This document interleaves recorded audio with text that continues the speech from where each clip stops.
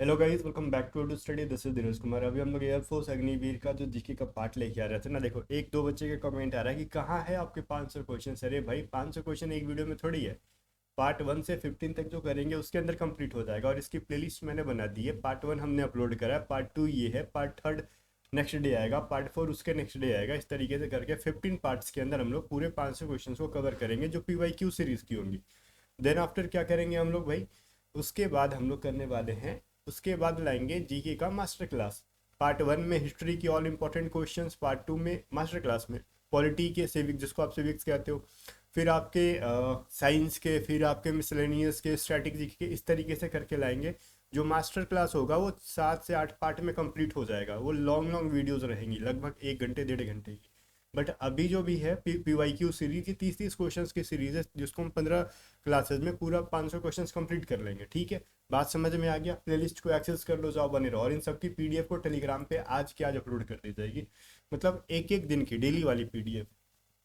अभी देखो, अगर आपको एयरफोर्स की ना बहुत ही बेसिक से प्रिपरेशन करनी है वाई ग्रुप के लिए, तो हमारा एक बैच है, ऑफर है भी इसके ऊपर, स्पेस वॉरियर 3.0। देखो भाई, लाइफ में बहुत सारे पैसे हम वेस्ट करते हैं, इन्वेस्ट करते हैं, और एक बार सही जगह पे आप पैसे लगाओगे ना, तो ये बहुत इंपॉर्टेंट होता है। देखो, नाम बड़ा दर्शन छोटे आजकल बहुत ज़्यादा यूट्यूब पे। सो आपको ये देख के मत जाना किसी ने इस चैनल का नाम बताया। अपना अपना जो होता है एक्सपर्टीज होता है। कोई SSC में फोड़ रहा है, कोई डिफेंस में फोड़ रहा है, कोई रेलवे में फोड़ रहा है। सो डिफेंस के मामला में बहुत ही सिलेक्टेड चैनल है जहाँ से जेन्युइन रिजल्ट होता है। सो नाम के पीछे मत जाना। मैं आपको लास्ट बार इस चीज़ को लेके अलर्ट कर रहा हूँ, क्योंकि हमारे बच्चों की जो है ना, आप रिजल्ट जाके देखो, टेलीग्राम पे भर भर के रखे हैं। ऐसा नहीं कि एक दो रिजल्ट दिखा के बच्चों से कोर्सेज बेच रहे हैं। डिफेंस में ही हम 8 साल से पढ़ा रहे हैं। यही मैं कहूँगा, स्पेस वॉरियर 3.0 बैच आपके लिए सबसे बेस्ट रहने वाला है वाई ग्रुप के लिए। एक्स ग्रुप की हमारी एक्सपर्टीज अभी नहीं है, तो हम एक्स ग्रुप की फिजिक्स मैथ नहीं पढ़ाते हैं। एक्स ग्रुप की इंग्लिश पढ़ाते हैं, ठीक है। वाई ग्रुप की इंग्लिश, रागा सब पढ़ाते हैं, मैथ्स, जीके जो भी है। तो जो चीज़ें में हमारी एक्सपर्टीज़ है वो चीज़ हम पढ़ाते हैं, और बहुत ही मतलब अच्छे से पढ़ाते हैं कि सिलेक्शन हो जाएगा। ठीक है, इस बैच के अंदर हम लोग कंप्लीट क्लासेस देंगे रागा की और इंग्लिश की रिकॉर्डेड फॉर्म में। मॉक टेस्ट देंगे, और हमारी जो पेड PDFs आती है वो भी प्रोवाइड करेंगे। अभी इसकी प्राइस 600 है, बट आपको 10% डिस्काउंट मिल जाएगा। यूज़ करो A to Z 10 कोड, आपको 10% डिस्काउंट मिल जाएगा। और ज़्यादा जानकारी के लिए आप हमारी टीम को व्हाट्सअप कर सकते हो 7279047787 पे। A to Z स्टडी आपका लिंक डिस्क्रिप्शन में है भाई। ठीक है, चलो हमारा फर्स्ट क्वेश्चन क्या है ये चीज़ आप देखो। क्वेश्चन क्या कह रहा है, थोड़ा फास्ट फास्ट चलेंगे। हाँ, फास्ट फास्ट चलने का मतलब ये नहीं कि मैं कंटेंट को कम पढ़ाऊंगा, नहीं, मैं पढ़ाऊंगा बट थोड़ा स्पीड में बोलूंगा। आप स्पीड को स्लो कर सकते हो अगर लगे तो, और किसी को स्लो लगता है तो फास्ट कर सकते हो। कह रहा है कौन सा वेद मुख्य रूप से ना यज्ञ सूत्रों से संबंधित है। भाई, यज्ञ सूत्र क्या होता है, सूत्र क्या होता है, जहाँ पे यज्ञ से रिलेटेड है। लाइक यज्ञ में जो मंत्र होते हैं, अनुष्ठान होते हैं, यज्ञ की विधि होती है, ये चीज किसके अंदर है। Which Vedas is mainly associated with sacrificial formulas. तो भाई देखो, हम एक एक करके बात करते हैं। ऋग वेद के अंदर क्या है, मेनली भगवानों की, गॉड्स की स्तुति है, प्रेयर से रिलेटेड मंत्र है उसके अंदर, मेनली वही है। ठीक है, कुछ इंपॉर्टेंट रिवर्स है, भगवान के जो भी चीज़ें भगवान से रिलेटेड है यहाँ पे सभी मंत्र वगैरह है। ठीक है। सामवेद जो है आपका संगीत से रिलेटेड है। ठीक है, सिंगिंग से रिलेटेड है, ये चीज़ याद रखना। फिर यजुर्वेद जो है आपका, ये मेनली यज्ञ से रिलेटेड है, मेनली। ठीक है, वैसे तो ना ऋग वेद के अंदर भी आपको यज्ञ के अनुष्ठान की विधि है, बट मेनली जो सबसे डेप्थ में जाके जो नॉलेज मिलने वाला है, यजुर्वेद जो डेडिकेटेड है यज्ञ से रिलेटेड, सेक्रिफिशियल फार्मूला से रिलेटेड। बाकी अथर्ववेद की तो हमने बात की थी पिछले पार्ट के अंदर। ठीक है, सी हमारा सही आंसर है। नेक्स्ट देखो क्या है। पार्ट 1 के अंदर हमने थर्ववेद के बारे में बात किया था, इसलिए मैं डिटेल में नहीं किया। आगे देखो, सिंधु घाटी सभ्यता का कौन सा स्थल गुजरात में स्थित है। Which Indus valley site is located in Gujarat. भाई देखो, एक एक करके देखते हैं। राखी गढ़ी कहाँ पे है, हरियाणा में है। ठीक है, कालीबंगल कहाँ पे है, राजस्थान में है। लोथल अपना हमने बात किया था, एक डॉकयार्ड है जो बहुत ज़्यादा फेमस था इंडस वैली सिविलाइजेशन के टाइम पे। लोथल हमारा सही हो जाएगा इसका आंसर। बनावली भी कहाँ पे है, हरियाणा में है। तो याद रहेगा ना, ये दो हरियाणा में है और एक राजस्थान में है कालीबंगन, और लोथल अपना गुजरात में। Correct answer C. नेक्स्ट देखो क्या कह रहे हैं, फायान भारत किस शासक के समय में आया था। ठीक है भाई, फायान कौन था भाई, एक चीनी यात्री था। फायान visited India during the rain of which ruler. तो भाई ये आया था आपका चंद्रगुप्त द्वितीय के टाइम पे, और यही ना विक्रमादित्य के नाम से भी जाना जाता है इतिहास में। फिर पूछ सकता है कभी भी कि विक्रमादित्य के नाम से किस शासक को जाना जाता है, तो आपके ऑप्शन में दिया रहेगा चंद्रगुप्त द्वितीय, चंद्रगुप्त सेकंड। ठीक है। और इसी के टाइम पे फाहियान एक चीनी यात्री था जो बौद्ध भिक्षु था, वो आया था, ठीक है, भारत में इनके दरबार में। चलो, शासन शासन काल में फिर कह रहा है किस बौद्ध संगति में हीनयान और महायान का विभाजन हुआ, ठीक है। Which council divided Buddhism into Hinayana and Mahayana. भाई एक चीज समझना यहाँ पे, क्या कह रहा है कि बौद्ध संगति संगति, ठीक है, ये इंपॉर्टेंट टर्म है, बोलोगे क्यों, ठीक है ना। जो इनकी काउंसिल हुई थी, बुद्धिज्म काउंसिल जो हुई थी, ये कितनी हुई थी, टोटल 4 हुई हैं, 4 हुई हैं, first, second, third and fourth. बोलोगे इससे क्या ही इंपॉर्टेंट है, तो पहला प्लेस कहाँ पे हुआ था ये पूछ लेता है कि प्रथम काउंसिल, फर्स्ट काउंसिल या फिर प्रथम संगति कहाँ हुई थी, ठीक है। उस समय इसका चीफ कौन था ये पूछ सकता है आपसे। ये किसके शासनकाल में हुआ था ये पूछ सकता है। उस समय का राजा वहाँ का कौन था ये इंपॉर्टेंट है, ठीक है। जो चारों कैंसिल, क्या कैंसिल बोल रहा हूँ, काउंसिल्स हुए थे ना, उस समय चारों के अलग अलग प्लेसेस थे, चारों के अलग अलग उसके चीफ रहे थे, और अलग अलग राजाओं के टाइम पे ये चीज़ हुआ है, ठीक है। इन चारों को आपको याद रखना है। मैं यहाँ पे एक बार लिख देता हूँ, ठीक है। लाइक पहला जो हुआ था वो प्लेस कहाँ पे था, तो ये हुआ था राजगृह के अंदर, ठीक है। उस टाइम पे उसका चीफ कौन था, महाकश्यप। ये चीज़ तो महाकश्यप ना, कैसे ऐसे, थोड़ा सा,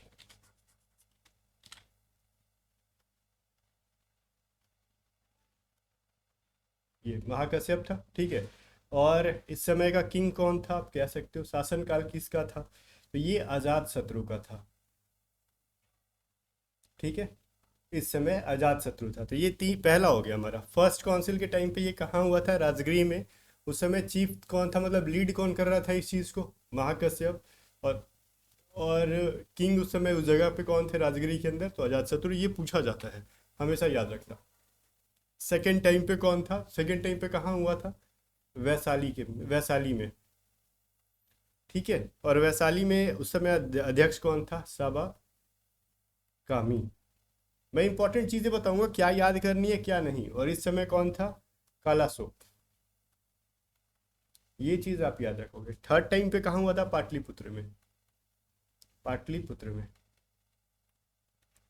इस समय का कौन था, मोगली पुत्र करके नाम था इनका, मोगली पुत्तित्स्य करके नाम था इनका, ठीक है। हालांकि ये चीफ नहीं याद रखना है आपको, फिर से मैं बोल रहा हूँ एक बार, चीफ नहीं याद रखना है।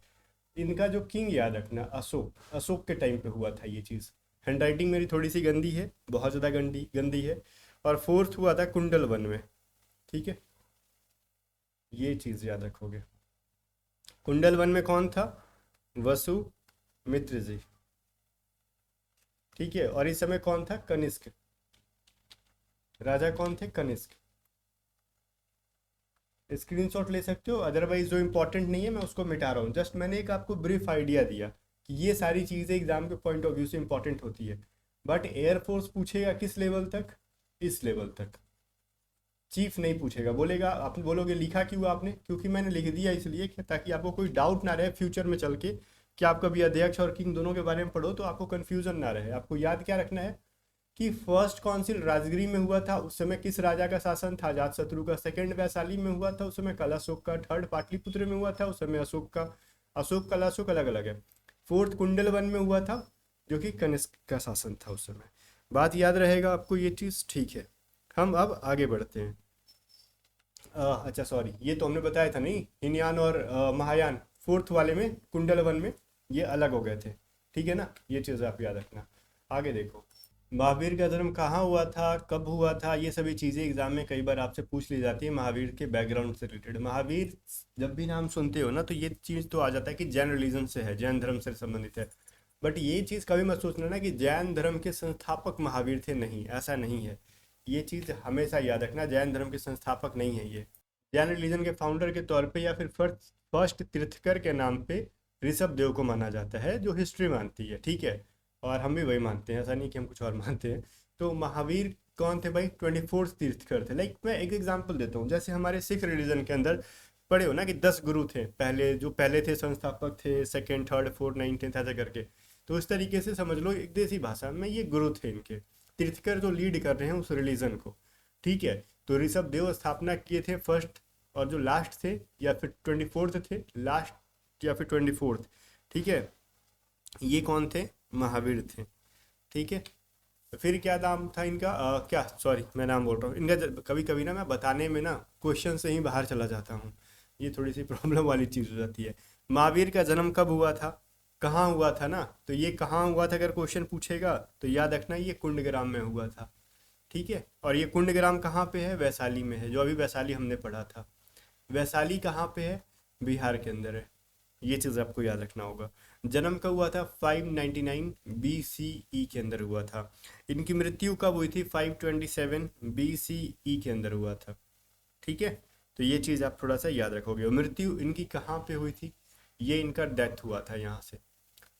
ठीक है ना, डेथ को ये लोग निर्वाण भी कहते हैं, जैन रिलीजन के अंदर निर्वाण कहा जाता है। तो ये सभी चीज़ों को आप याद रखोगे। ठीक है, पूछ लेता है कि महावीर की मृत्यु को किस नाम से जाना जाता है, तो निर्वाण के नाम से, इंग्लिश में निर्वाणा लिखा जाता है। और इनकी मृत्यु हुई थी पावापुरी में। अब पावापुरी कहाँ पे है? तो बिहार का एक जगह है राजगीर। राजगीर कहाँ पे? तो जस्ट मैंने बोला बिहार में।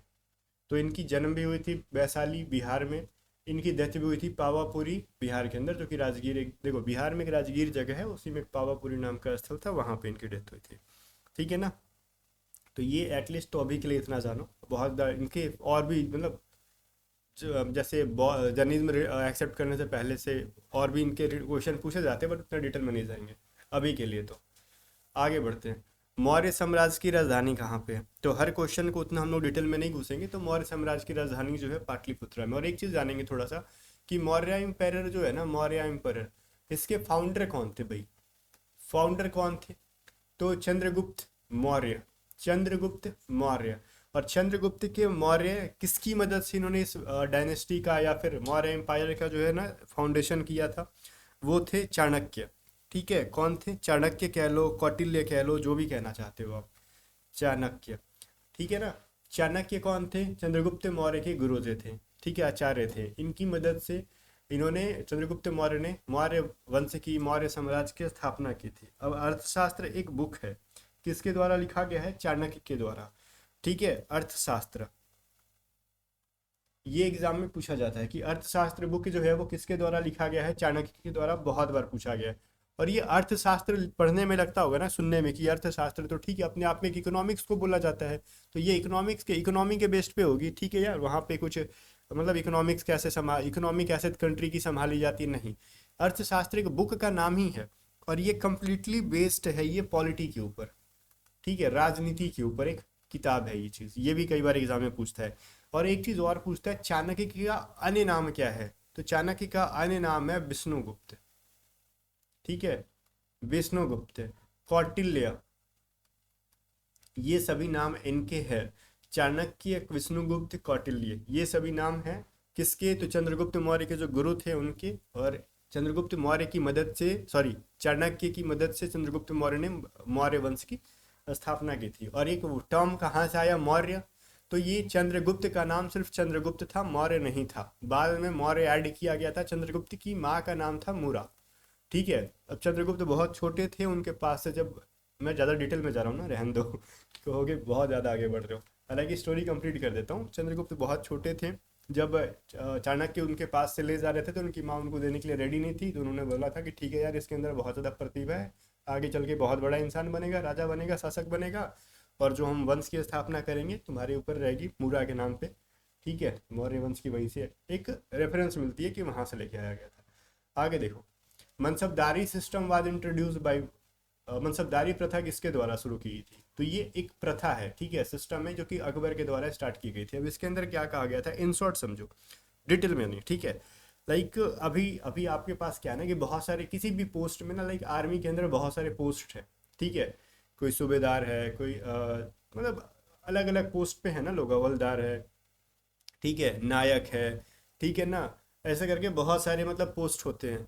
तो भाई हर पोस्ट की सैलरी अलग अलग है। तो बस मनसबदारी प्रथा में वही हुई थी ना, कि देखो यार, अब लोगों को ना वेतन दिया जाएगा, सैनिकों को वेतन दिया जाएगा। ठीक है, और अपने अपने पद के अनुसार उनका एक फिक्स्ड वेतन कर दिया गया था इस प्रथा के द्वारा। ठीक है, आगे बढ़ते, तो इसका सही आंसर क्या हो जाएगा? अकबर। जिंदा पीर किस शासक को कहा जाता था भाई? तो जिंदा पीर जो जाना जाता था औरंगजेब को। क्यों जाना जाता था? कि एक औरंगजेब में एक हरकत थी इसकी ऐसी, ठीक है, ये हिस्ट्री का रेफरेंस है मैं जो बता रहा हूँ, ठीक है, खुद से पकड़ के नहीं। ये इंसान भले शासक था, राजा था, बट ये थोड़ा पैसा को लेके कंजूस था, ऐसा माना जाता है, गूगल भी कर लोगे तो मिल जाएगा ये चीज़ तो, कि ये कुरान का नकल करता था, ठीक है, नकल करके पैसे कमाने की कोशिश करता था, और अपनी टोपी खुद से सिलता था, मतलब पैसा बचाने के लिए, और भी बहुत सारी हरकतें करता था, टोपी सिल के पहनना वगैरह, जिससे कि संत की तरह, सूफी संत की तरह घूमता था, जिसकी वजह से इसको ना जिंदा पीर कहा जाता था। ठीक है। गुलाम वंश का संस्थापक कौन था? तो गुलाम वंश का संस्थापक कौन था भाई? तो कुतुबुद्दीन ऐबक था। कुतुबुद्दीन ऐबक की थोड़ी सी बैकग्राउंड में जाएंगे ना, तो ये तुर्किस्तान का एक वो था, गुलाम था, शासक नहीं था, गुलाम था। ठीक है ना, तो ये चीज़ आपको थोड़ा सा याद रखना होगा। तुर्किस्तान का क्या था भाई? गुलाम। अभी गुलाम का मतलब इन द सेंस, ये इसके माँ बाप के बारे में आपको नहीं पता है, ये बचपन में ही किसी ने इसको किडनैप कर लिया, बेच दिया किसी भी तरीके से। एक मान लो बंदा है, इसके अंडर में ना इसने बहुत सारे बच्चों को खरीद लिया, अब ये सारे बच्चों को ना बेचेगा, तो उसमें से एक ये भी था, कुतुबुद्दीन ऐबक भी था। तो ये चीज़ याद रखना है आपको।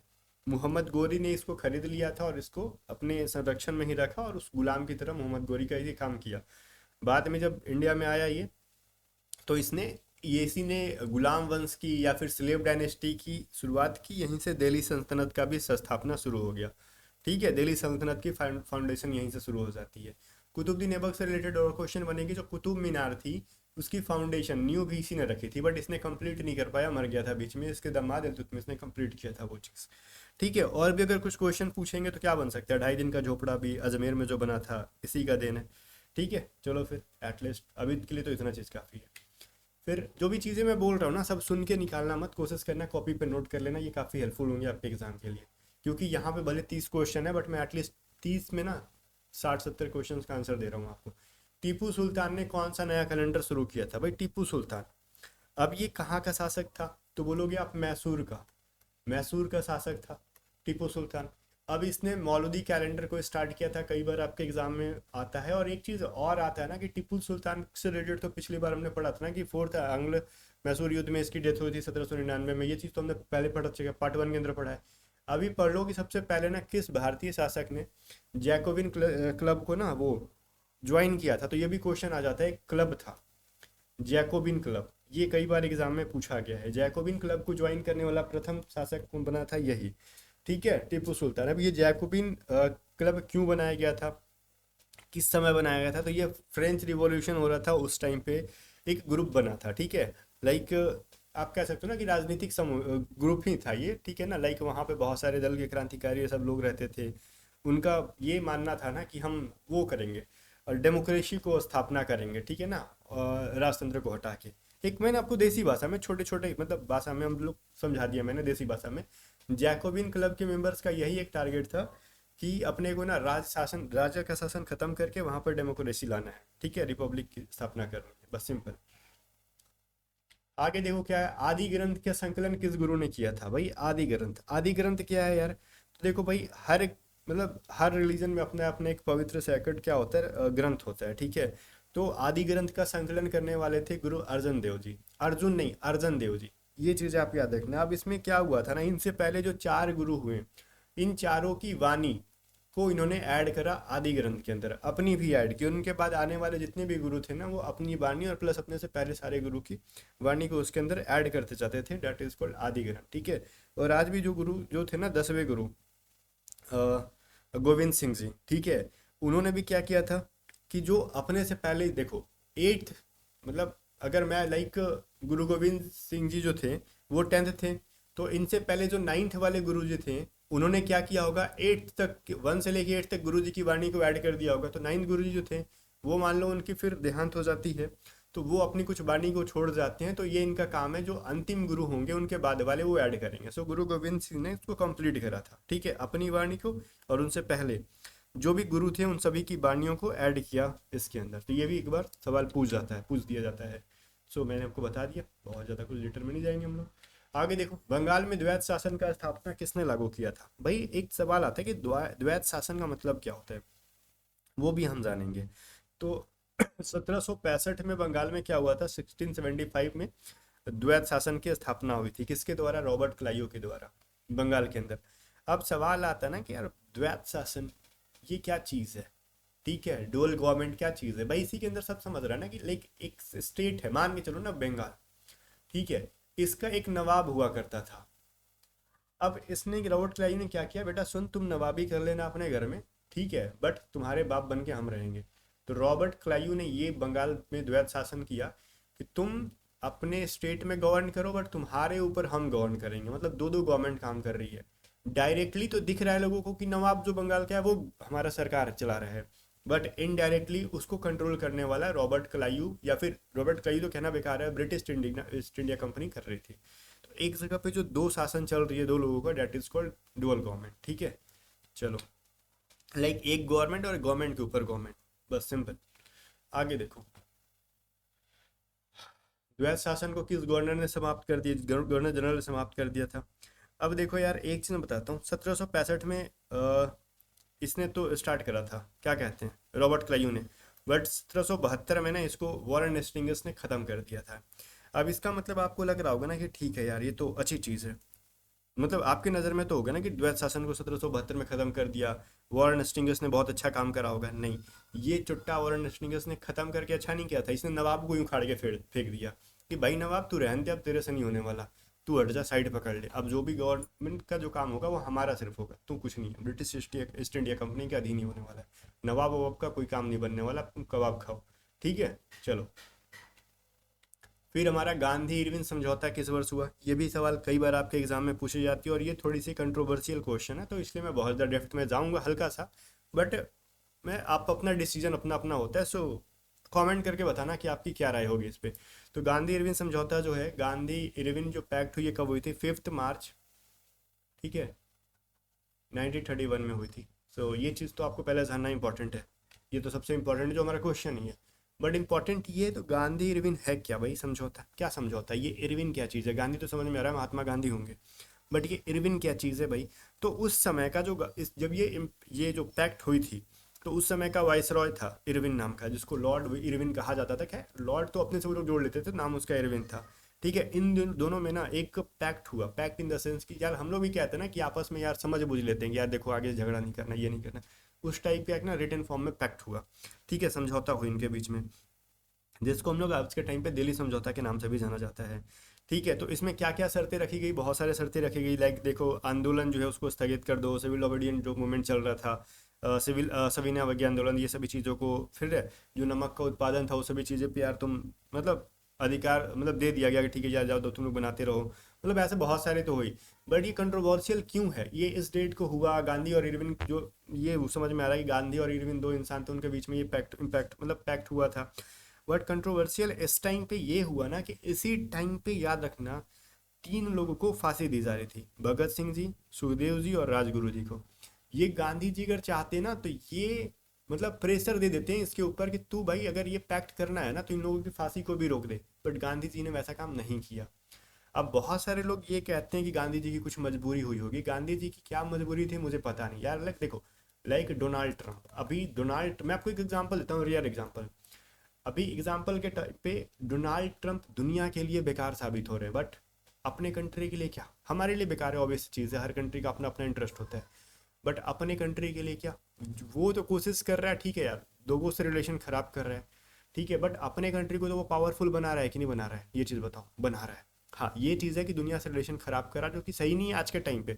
बट अगर इस चीज़ को ना हम आज के 100 साल 200 साल पहले ले जाके सोचे, अगर इस टाइम पे 100 साल पहले अगर किसी कंट्री के पास इतना ताकत है कि वो दुनिया में जो चाहे वो करा सकता है किसी को प्रेशर करके, तो उस सेंस में ये बहुत अच्छा कर रहा है, ठीक है। तो वो पावर उस टाइम पे गांधी जी के हाथ में थी, गांधी जी में वो पावरफुल इंसान थे उस टाइम पे, और ये अंग्रेज उनसे जब पैक्ट करने के लिए, समझौता करने के लिए रेडी थे, इसका मतलब इनके पास एक कुछ पावर है भाई, इनसे वो डर रहे थे किसी ना किसी मैटर को लेके। जब जो इंसान आपसे डर रहा है, और देश के इतने 3 नौजवान जो आपके संधि में, लाइक एक चीज है ना, लाइक बहुत सारे कैदियों के आपने रिहाई कराई, जब्त संपत्ति को छुड़ाया था, और भी धरना प्रदर्शन से रिलेटेड बनाए थे, तो कुछ चीज़ों को छोड़ के आप चुपचाप ये काम कर लेते हैं, इन तीनों को मतलब फांसी रोकवा सकते थे, बट इन्होंने वैसी चीज़ें नहीं रखी गई। एंड गांधी जी की कई वीडियो आपको अभी भी यूट्यूब पे मिलेंगी जिसमें डायरेक्ट कहते हैं कि मुझे इन तीनों का जो है ना तरीका मुझे पसंद नहीं है, लाइक ये जो है ना अहिंसा, मतलब हिंसा को ये लोग, मतलब हिंसा प्रेमी है और मैं अहिंसा प्रेमी हूँ। सो अपना अपना ईगो होता है। जो भी रीज़न था मैंने आपको रीज़न बता दिया। अब गांधी जी सही या फिर गलत है वो मैं डिसाइड नहीं कर रहा हूँ। ठीक है। हिमालय किस प्रकार का पर्वत है? ठीक है, मैं थोड़ा सा डिटेल में जानना चाहता हूँ, पता है क्यों? क्योंकि आप यूथ हो, हिस्ट्री आपको सही पता होना चाहिए, गलत नहीं। क्योंकि एक इंसान, अगर मैं गांधी जी को पसंद करता हूँ तो मैं गांधी जी के बारे में अच्छी अच्छी चीज़ें बताऊंगा। अगर गांधी जी को मैं ना पसंद करता हूँ तो मैं गांधी जी के बारे में बुरी चीज़ें बताऊंगा। बट मैंने दोनों चीज़ें बताई। गांधी जी के पास पावर थी, उन्होंने बचाया नहीं। क्या मजबूरी थी? मुझे मजबूरी दिखी नहीं। ठीक है, बाकी वो चीज़ है, मैं दिखाता हूँ। अब नेक्स्ट क्वेश्चन पे आओ। हिमालय किस प्रकार का पर्वत है? तो हिमालय एक प्रकार का यंग और फोल्ड माउंटेन है, वलित पर्वत है। अब वलित पर्वत क्या होता है भाई? ये चीज़ बताओ। यंग का तो समझ में आ रहा है ना कि वो अभी भी वो बढ़ रहा है, बढ़ रहा है। बट ये फोल्ड माउंटेन का मतलब क्या होता है? अभी आपने सुना होगा अर्थ का ना, एक अर्थ की अपनी क्या होती है, टेक्टोनिक प्लेट्स होती हैं। टेक्टोनिक प्लेट्स होती हैं लाइक नीचे, ठीक है। वो आपस में टकराती हैं, तो आपस में टकराने पे जो सिकुड़न होता है, ठीक है ना, ये चीज़ आप याद रखना। उसके कारण अगर कोई मतलब उनके बेंडिंग के कारण अगर कोई माउंटेन बन रहा है तो उसको वलित या फिर फोल्ड माउंटेन के नाम से जाना जाता है। ठीक है भाई, इतना आप याद रखो जिस टाइप का हिमालय एक पर्वत है। आगे देखो। सांगपो रिवर, ब्रह्मपुत्र नदी को सांगपो रिवर किस देश में जाना जाता है? ठीक है, बस चीन में, मतलब हम लोग ब्रह्मपुत्र नदी के नाम से जानते हैं, वो लोग चाइना वाले सांगपो रिवर के नाम से जानते हैं। बस ठीक है, आगे बढ़ते हैं। जिम कॉर्बेट राष्ट्रीय उद्यान कहाँ पर स्थित है भाई? तो जिम कॉर्बेट कहाँ पे, ये से बताओ। ये तो उत्तराखंड में है। तो पहला चीज़ तो ये समझ में आया, ये उत्तराखंड में है। ठीक है। और ये सबसे भारत का सबसे पुराना राष्ट्रीय उद्यान है। ये कई बार एग्जाम में पूछा जाता है और फेमस किस चीज़ के लिए है? तो जो रॉयल बंगाल टाइगर है ना, इस चीज़ के लिए फेमस है ये वाला। कई बार आपसे एग्जाम में पूछा है, तो ये चीज़ याद रखना। ओडिसी नृत्य किस राज्य में है? तो ओडिसी तो ऑटोमेटिकली समझ में आ रहा है, ओडिशा से रिलेटेड है। तो क्या लगता है कि इससे रिलेटेड कुछ और सवाल बन सकते हैं क्या? तो मैं बोलूँगा कि हाँ। तो ये चीज़ तो समझ में आ रहा है कि ओडिसी ओडिशा से संबंधित है।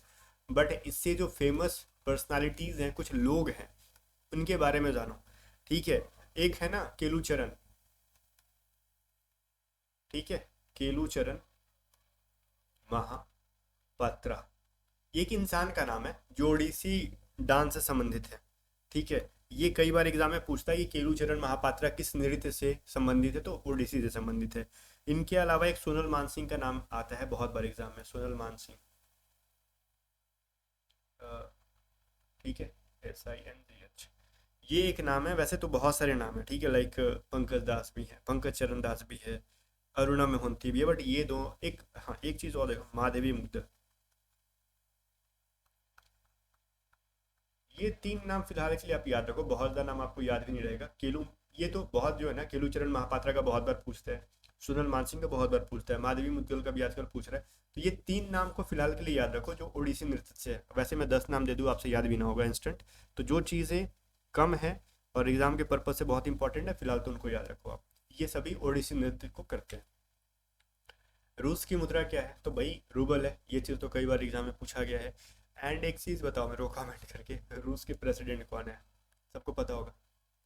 भारत की सबसे लंबी स्थल सीमा किस देश के साथ जुड़ती है? तो भाई भारत की सबसे लंबी स्थल सीमा जो होती है ना, वो बांग्लादेश से जुड़ती है, और ये टोटल 5 स्टेट्स के साथ जुड़ती है। आप बोलोगे ठीक है यार, 5 स्टेट्स ये कौन कौन से हैं, मुझे ये बता दो। सबसे पहले मैं बात करूंगा वेस्ट बंगाल के साथ सबसे ज़्यादा। ठीक है। सबसे ज़्यादा नहीं, सबसे ज़्यादा कहना नहीं है, त्रिपुरा के साथ, क्योंकि 3 साइड से जुड़ा है ना, त्रिपुरा के साथ सबसे लंबा जुड़ता है। वेस्ट बंगाल नहीं, त्रिपुरा के साथ। उसके बाद हमारा हो जाएगा असम के साथ भी जुड़ता है ये चीज़। इसके साथ हमारा हो गया मेघालय के साथ। और क्या, 1 2 3 4, एक मिजोरम है हमारा। ये 5 स्टेट्स हैं जिनके साथ सबसे ज़्यादा कोई एक कंट्री बॉर्डर शेयर करता है अपने इंडियन स्टेट्स के साथ। सबसे ज़्यादा त्रिपुरा, जो कि 3 साइड से घिरा हुआ है, ठीक है, बांग्लादेश से। आगे बढ़ते हैं। 21, पंपास घास जो है मैदान कहाँ पर पाए जाते हैं भाई? पंपास वाला कई बार पूछा गया है आपसे कि ये कहाँ पे पाए जाते हैं। तो मेनली ये आपका ना लाइक अर्जेंट सॉरी, कंटिन्यू बोलने की वजह से गला सूखता है। अर्जेंटीना हो गया, ब्राज़ील हो गया, उरुग्वे, ये सभी चीज़ें कहाँ पे है? तो शायद नॉर्थ अमेरिका के वाले में ही है। ठीक है, सॉरी, साउथ अमेरिका में ही है ये चीज़ें हैं। ठीक है ना, तो ये चीज़ याद रखना, साउथ अमेरिका में। आगे बढ़ते हैं। जहाँ पे पशुपालन वगैरह बहुत ज़्यादा होता है, ये घास के मैदान है। आगे देखो। कह रहा है क्राकाटुआ ज्वालामुखी बहुत ज़्यादा भी मतलब रिसेंट में न्यूज़ में थी, तो आप इसको याद रख लेना, इंडोनेशिया में है ये चीज़ तो। ठीक है ना। और ये नहीं पूछेगा कि चलो यार क्या कहते हैं, जावा और सुमात्रा के द्वीपों के बीच में है, तो उतना इंपॉर्टेंट नहीं है, बस याद रखना कि इंडोनेशिया में है। ठीक है, सुंड्रा स्टेट है ना, वहीं पे है। ठीक है, फिर कह रहा है भारतीय परिषद अधिनियम 1909, ये जो है वो किस चीज़ के लिए फेमस है? तो भाई देखो, 1909 जो एक फेमस है, ये मार्लो मिंटो सुधार के नाम से जाना ही जाता है। Morley Minto Morley Minto reforms के नाम से, मैं बोलने में थोड़ा सा कंफ्यूज हो रहा था, इसके नाम से ये जाना ही जाता है। ठीक है, तो फिर मार्ले और मिंटो ये दो अलग अलग लोग थे, ये चीज़ आपको थोड़ा सा जानना होगा। ठीक है ना, हालांकि उतना डिटेल में नहीं जाओ, बस ये जानो ना कि एक भारत इंडियन काउंसिल एक्ट थी 1909, जो कि मार्ले मिंटो रिफॉर्म्स के नाम से जाना जाता है। अब मार्ले कौन था, मिंटो कौन था, अब ठीक है जान ही लो, फिर कहोगे पता नहीं है क्या इनको, क्या नाम है इसका, मॉर्ले और एक मिंटो, ये दो लोग अलग लगते हैं। मिंटो कौन था भाई, ये उस समय पे वायसराय था। ठीक है, और ये क्या था भाई, भारत का सचिव था। ठीक है, सेक्रेटरीट में था ये, तो ये चीज़ आप दोनों को याद रखोगे। यूके में था ये, भारत के लिए इसको नियुक्त किया गया था मार्ले को, भारत सचिव के तौर पे काम कर रहा था मार्ले। मिंटो भारत में रह के भारत के वायसराय के तरह काम कर रहा था। ठीक है, इन दोनों ने मिलकर एक रिफॉर्म्स लाया था 1909 में, जिसको मार्ले मिंटो रिफॉर्म्स के नाम से जाना जाता है। 24 देखो, धन विधेयक कहाँ प्रस्तुत की जाती है? हालांकि ये आपके एग्जाम में कैसे पूछ दिया गया था, ये बहुत ही मतलब सोचने वाली बात है, इतना डिटेल में उनको जाना नहीं चाहिए था। ठीक है, फिर से मैं कह रहा हूँ, इतना डिटेल में उनको जाना नहीं चाहिए था। कोई दिक्कत नहीं है, इस धन विधेयक या फिर मनी बिल से समझ में आ रहा है कि मनी से रिलेटेड कोई बिल है, लाइक गवर्नमेंट की है, तो कोई मान लो कि गवर्नमेंट का कोई डेप्ट है, या फिर कोई क्या कहते हैं, सरकार की कोई मान लो डेप्ट वगैरह है, या फिर कॉन्सोलिडेटेड फंड होता है ना, उससे रिलेटेड है, या फिर पब्लिक का क्या एक्सपेंडिचर है, टैक्सेशन से रिलेटेड होता है ये चीज़। ठीक है, तो ये सभी चीज़ों को आपको समझना होगा। ठीक है ना, तो ये सवाल आता है कि इसको पेश कहाँ किया जाता है, प्रस्तुत कहाँ किया जाता है, ये भी कई बार आपके एग्जाम में पूछा गया है। तो इसको लोकसभा के अंदर प्रस्तुत किया जाता है, याद रखना, धन विधेयक को कहाँ प्रस्तुत किया जाता है, लोकसभा। बट ये आपसे नहीं पूछेगा कि किस आर्टिकल से रिलेटेड है, तो आर्टिकल 110 से रिलेटेड है ना, 310 में लिखने वाला था। ठीक है, ये इसका उल्लेख वहीं पे मिलता है। और ये किसके, तो प्रेसिडेंट के सिफारिश पे ही सिर्फ वो, मतलब इसको ना क्या किया जाता है, प्रस्तुत किया जाता है। ठीक है, प्रेसिडेंट उसको रिकमेंड करेंगे तभी जाके लोकसभा में इसको आप क्या करोगे, इंट्रोड्यूस कर सकते हो। आगे देखो, फिर कह रहे हैं आर्टिकल 32 क्या है या फिर किससे रिलेटेड है भाई। तो देखो, मैंने एक चीज़ बताता हूँ, पहले आंसर बताता हूँ, देन मैं इस पर डिटेल में जाऊँगा। राइट टू कॉन्स्टिट्यूशनल रेमेडीज, जिसको हम लोग हिंदी में कहते हैं संवैधानिक उपचार से संबंधित। अब बोलोगे ये चीज़ क्यों इतना इंपॉर्टेंट है, अब उपचार कर रहा है कोई चीज़, इसका हिंदी क्या होता है, संवैधानिक उपचार, संवैधानिक उपचार। लाइक देखो, आपको कॉन्स्टिट्यूशन ने क्या दी है, वो दी है ना, क्या कहते हैं उसको यार, फंडामेंटल राइट्स दी है। ठीक है, फंडामेंटल राइट्स को अगर मान लो government, central government, state government अगर आपका ना वो क्या कर रहा है, वायोलेट कर रहा है, ठीक है, कि भाई तुमको मान लो अगर कोई चीज़ दे रखी है फंडामेंटल राइट्स, लाइक अभी मान लो, अभी व्हाट्सअप ले लो एग्जांपल के तौर पे, तुम्हारा है ना राइट टू फ्रीडम है, फ्रीडम ऑफ एक्सप्रेशन है, या फिर मतलब प्राइवेसी का तुम्हारा वो है ना, राइट है। लेकिन गवर्नमेंट कहती नहीं कि हम हर एक इंसान का चैट पढ़ेंगे, मुझे डेटा दो। और मान लो व्हाट्सअप ना मजबूरी में आके दे भी देता है गवर्नमेंट को, बट ये तो आपका जो कहते हैं ना कि फ्रीडम, फंडामेंटल राइट्स का वायोलेशन कहा जाएगा। तो फिर उस सिचुएशन में हम क्या करेंगे जब गवर्नमेंट हमारे साथ ऐसा करे तो। इसीलिए बाबा साहब भीमराव अम्बेडकर ने दिया था कि ये वाले आर्टिकल 32 में लिखा था, राइट टू कॉन्स्टिट्यूशनल रेमेडीज, अगर कोई भी चाहे वो गवर्नमेंट ही क्यों ना हो, तुम्हारे फंडामेंटल राइट्स को वायोलेट करेंगे, हनन करेंगे, तो तुम चुपचाप सुप्रीम कोर्ट या फिर हाई कोर्ट के पास जाओ और न्याय मांगो, जो गवर्नमेंट के अगेंस्ट जाके तुमको वो न्याय देगी। गवर्नमेंट वहाँ पे कुछ नहीं कर पाएगी, वो गवर्नमेंट पे भी दबाव बना के और तुमको कंप्लीटली न्याय देगी वहाँ पे। ठीक है, तो ये चीज़ याद रखना। इसीलिए इसको ना भीमराव अम्बेडकर ने क्या, जिसने क्या कहा था, इसको ना संविधान का हृदय भी, इस आर्टिकल को संविधान का हृदय भी कहा था। ठीक है ना, या फिर संविधान का आत्मा भी कहा था। ये चीज़ एग्जाम में पूछा जाता है कि आर्टिकल 32 को या फिर राइट टू कॉन्स्टिट्यूशनल रेमेडीज को भीमराव अम्बेडकर साहब ने क्या कहता है, संविधान की आत्मा या फिर हृदय, हार्ट ऑफ कॉन्स्टिट्यूशन।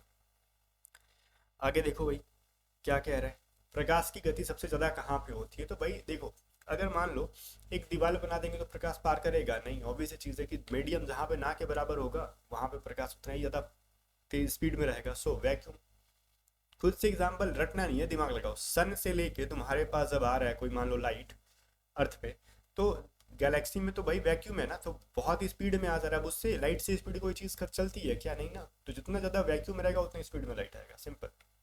और साउंड का जस्ट उल्टा है, जितना ज़्यादा डेंस मीडियम रहेगा उतना ज़्यादा साउंड जाएगा।